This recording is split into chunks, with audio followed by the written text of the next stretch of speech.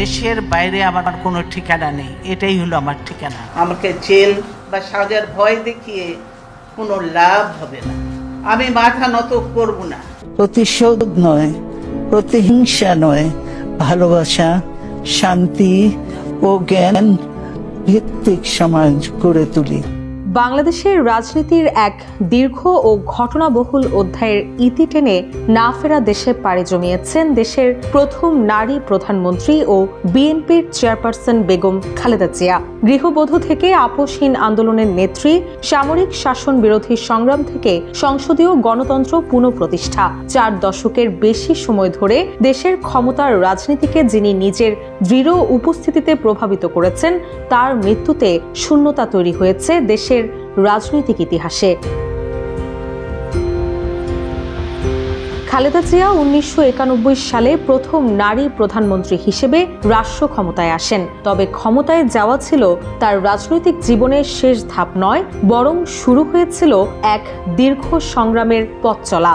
1981 সালে রাষ্ট্রপতি জিয়াউর রহমান হত্যার পর বিপর্যস্ত হয়ে পড়ে বিএনপি। দল ভাঙনের মুখে পড়ে অনেক নেতা সামরিক শাসক এরশাদের সঙ্গে যুক্ত হন। সেই সংকটময় মুহূর্তেই রাজনীতিতে আসেন খালেদা জিয়া। 36 বছর বয়সে বিধবা হওয়া বেগম জিয়া তখন ছিলেন 2 সন্তানকে নিয়ে একজন সাধারণ গৃহবধূ।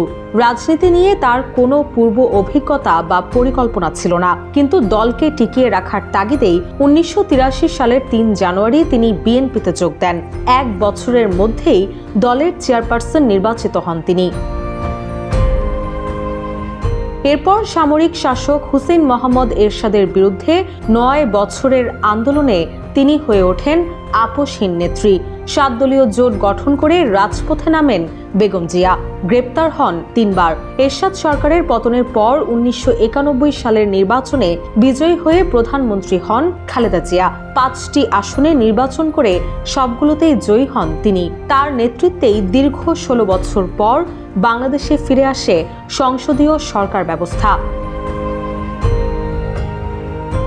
পরে 2001 সালে ফের ক্ষমতায় এসে প্রধানমন্ত্রী হন খালেদা জিয়া।